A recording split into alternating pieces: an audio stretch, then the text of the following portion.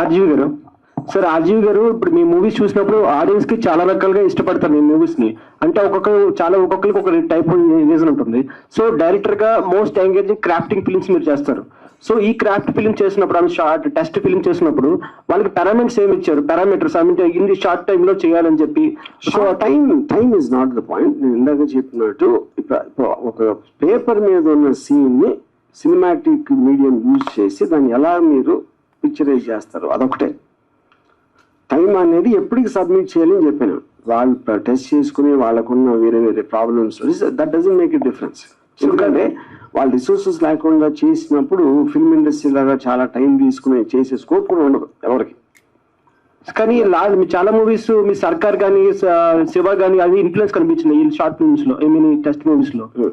So మీరు వాళ్ళు influence చేసినట్టు అనిపించిందా మీరు చూసినప్పుడు? I mean everybody gets influence. ఇప్పుడు నేను గాడ్ ఫాదర్ అన్ని చూసి అంతకుముందు చేసినప్పుడు ఎవ్రీబడి గెట్స్ ఇన్ఫ్లుయెన్స్. ఇంకోటి ఏంటంటే ఇప్పుడు ఈవెన్ కంటెంట్ అనే కంటెంట్ కూడా ఆ దాంట్లో ఉంది. ఇది క్రిమినల్ గ్యాంగ్ టెస్ట్ చేయడం అనేది. సో ఆటోమేటిక్గా మీకు ఎంతో కొంత ఆ కలర్ కనిపిస్తుంది, ఆ షేడ్స్. సార్, ఏమనుకోకపోతే ఒక క్వశ్చన్ అడుగుతున్నాను.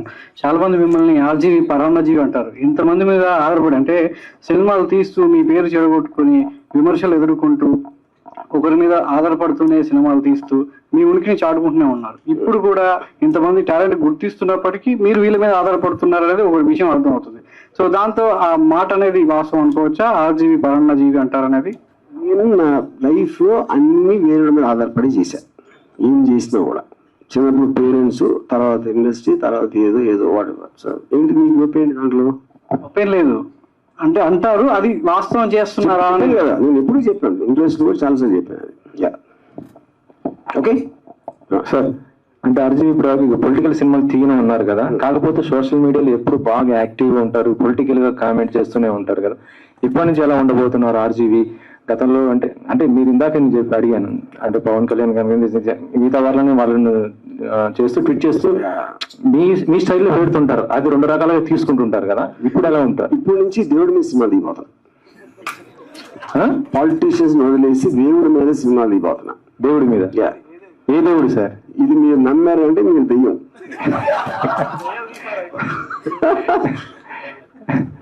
ఓకే, అయిపోయింది. యువర్ ఫిల్మ్ క్వశ్చన్స్ అయిపోయినాయి. Thank you sir. ఇప్పుడు నెక్స్ట్ రాబోయే ఆర్జీవి గారు చాలా ఎనర్జీగా మళ్ళీ ఫామ్ లోకి వచ్చి 4-5 సినిమాలు ఉన్నాయని చెప్పేసి అనుకుంటున్నారు. అదొకటి. ఆ 4 సినిమాలు ఏమన్నా డీటెయిల్స్ చెప్తారా? ఒకటి ఇప్పుడు అయితే యువర్ ఫిల్మ్ కి సంబంధించి మీరు సాటిస్ఫైడ్ గా ఉన్నారా సార్? ఇంత నుంచి ఏం మాట్లాడాను నేను. Thank you sir. I'm super happy అని చెప్తే మీరు అప్పుడు నిద్రపోయారా?